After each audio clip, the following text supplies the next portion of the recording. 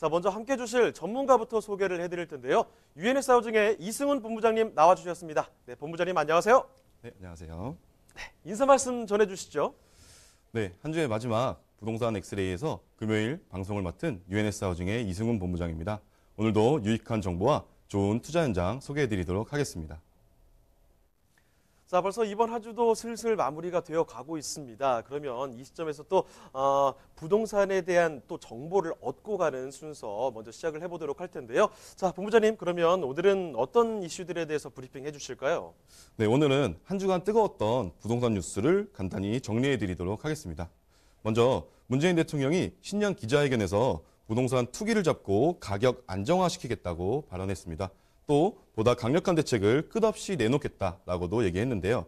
이어서 김현미 국토부 장관도 총선 나가지 않고 부동산 잡겠다라는 반응을 보였습니다.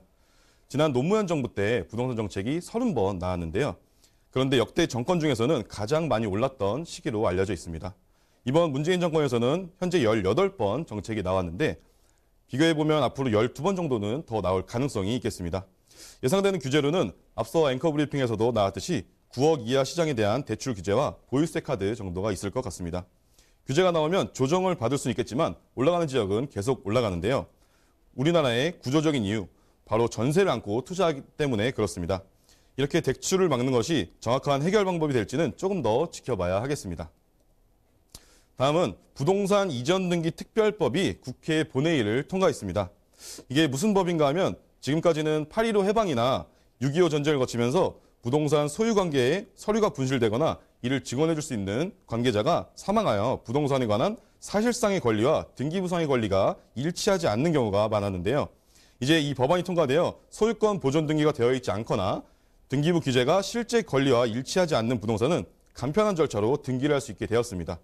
과거 1978년, 1993년, 2006년에 세 차례 한시적으로 특별조치법이 시행됐지만 여러 사정으로 아직도 소유권 이전 등기가 되지 않은 실소유자가 많았는데요. 앞으로는 진정한 권리권자의 재산권 행사가 가능해지겠습니다.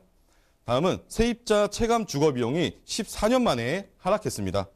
통계청에 따르면 자가주거비 지수는 지난해 104.04로 전년 대비 0.1% 하락했습니다.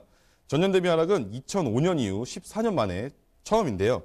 자가주거비는 매달 지불해야 하는 임대차 비용 예상 금액을 얘기합니다. 재산세나 유지 수선비, 화재보험료, 감가상각비 등이 포함되는데 주택임대차 시장의 변동을 보여주는 지표로 많이 알려져 있습니다. 하락의 이유는 지난해 경기가 전반적으로 부진하면서 수도권을 제외한 지방을 중심으로 집세가 하락했기 때문으로 보여지고 있습니다. 세 번째는 강동구 천호 재정비 촉진지구가 마찬가지로 14년 만에 착공이 시작됐습니다.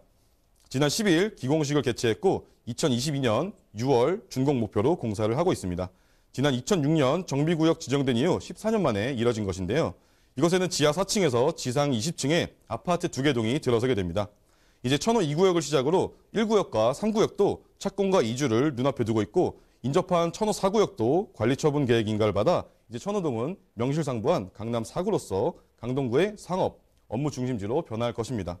사업이 완료되면 천호동 423번지로 대변되는 집장촌과 노후화된 주택 밀집 지역의 부정적인 이미지를 탈피하고 천호동의 도시환경 개선에 크게 기여할 것으로 기대되는 사업입니다. 마지막은 용산 실거래가가 계속해서 고공행진을 보여주고 있습니다.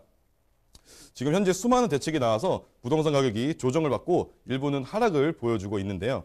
현재 용산은 대책전과 동일한 가격의 아파트가 매매되고 있습니다. 강남 3구에 비해 비교적 규제의 영향을 덜 받기 때문인데요. 또 용산공원, 용산역 통개발, 신분당선 등 호재로 인한 기대감도 반영되고 있습니다. 용산공원은 여의도 면적보다 넓게 조성되는 사업인데 최근 정부가 주한미군과 용산기지 반환 협의 절차를 거치며 다시 가시화되고 있습니다.